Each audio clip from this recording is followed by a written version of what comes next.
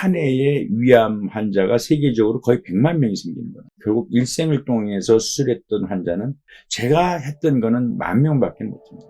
임상시험을 통해서 코에 줄을 넣지 않고 배에 심지를 넣는다고 하는데 그것도 꼭 필요한가? 상처를 크게 내서 이렇게 수술하던 것을 한 15cm로 줄이는 새로운 것에 대한 도전을 많이 했던 편입니다.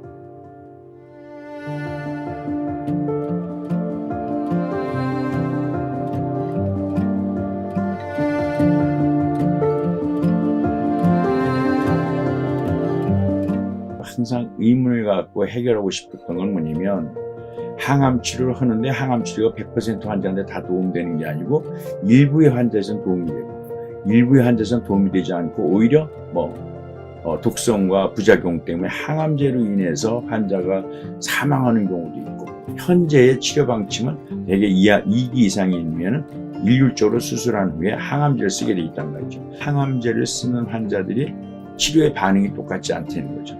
환자 입장에서 보면 환자의 면역 체계가 다 다르기 때문에 어떤 환자들은 암에 대해서 대항하는 능력이 강한가 하면 어떤 분은 암에 대해서 대항 능력이 떨어지는 분도 있을 거고 어떻게 하면 우리가 해결을 할 수 있는가 하는 것이 항상 그 암을 치료하는 의사 또 저희들도 마찬가지로 가지고 있는 의문점입니다.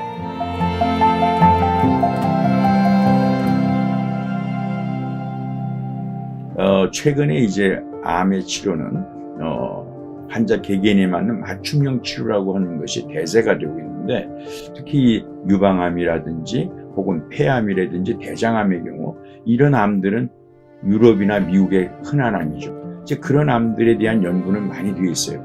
그래서 이제는 그런 암들에 있어서는 소위 얘기해서 유전적인 그런 유전자 검사를 통한 이런 맞춤형 치료가 많이 발달되어 있지만 우리나라에서 가장 흔한 위암에 있어서 유전자 검사를 통한 맞춤형 치료가 아직은 초보 단계입니다. 그래서 이것을 한번 우리가 도전을 하자고 하는 것이 연세대학교 의과대학의 교수들 중심으로 산학협력에 이런 그 기틀을 마련해서 한 10년 정도 우리가 연구를 해왔던 거고 그 결과들이 이제 최근에 재작년에 저희들이 그 란셋 온콜로지라고 하는 세계적인 잡지에 그 결과를 내게 된 거죠.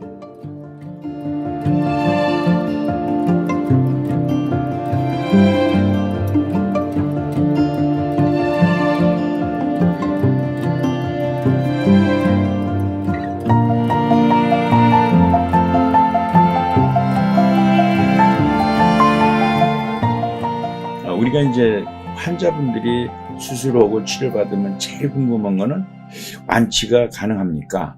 완치될 가능성이 몇 %입니까? 혹은 혹시 재발은 되는 거 아닙니까?